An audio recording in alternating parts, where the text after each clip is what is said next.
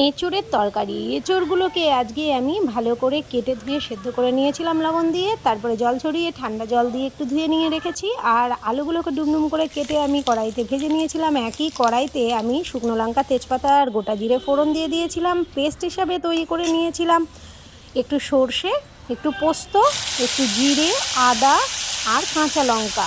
এর সঙ্গে আমি দিয়ে দিয়েছি হলুদ গুঁড়ো, কাশ্মীরি লঙ্কার গুঁড়ো আর ধনে গুঁড়ো, আর একটা মিডিয়াম সাইজের অর্ধেক টমেটো। সব কিছু আমি পেস্ট করে নিয়ে আমি আলুগুলোর সঙ্গে কড়াইতে একভাবে সবগুলোকে দিয়ে ভালো করে মশলাটাকে কষিয়ে নিয়েছি। আর তেলের পরিমাণটা একটু বেশিই দিয়েছিলাম, তো যার ফলে খেতে আরও বেশি টেস্টি হয়েছিল।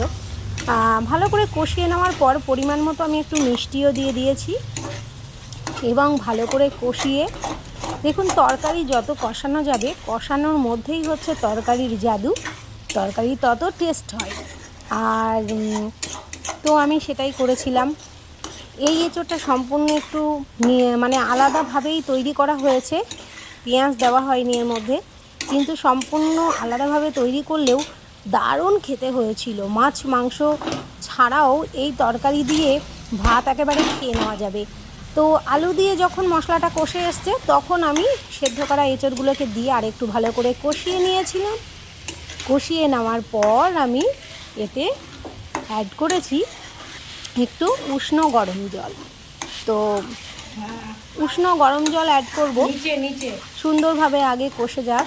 তো ওই মশলাগুলো এঁচোড়ের মধ্যে একটু ভালো করে মিশে না গেলে কেমন একটা সাদাটে সাদাটে লাগে। তো সেই কারণে আর কি ভালো করে মিশিয়ে নিয়ে এইবার আমি গরম জলটা অ্যাড করছি।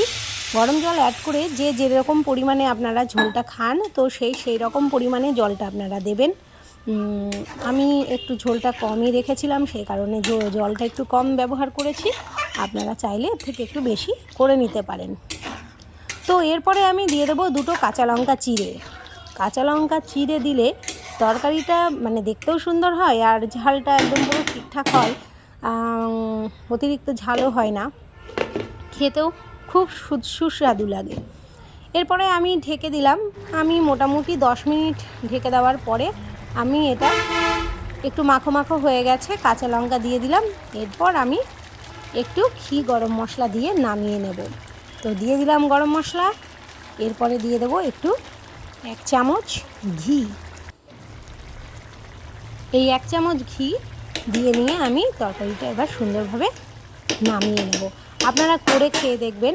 মাছ মাংস যেদিনকে হবে না, বা মাছ মাংস ছাড়াই আর কি মেনু তৈরি হচ্ছে, তো সেই আমি বলবো এই মেনুটা আপনারা করে দেখতে পারেন, ট্রাই করে দেখতে পারেন। দারুণ দারুণ গরম ভাতের সাথে ভীষণ ভালো লাগবে, আর এটা খেলে এটাই খেতে ইচ্ছা করবে।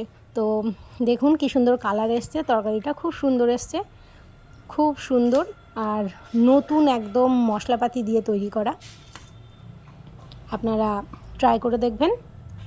আর দেখার জন্য আপনাদের অসংখ্য ধন্যবাদ, এবং আমার পেজটাকে লাইক ফলো করবেন, একটু সাপোর্ট করবেন। Bye bye.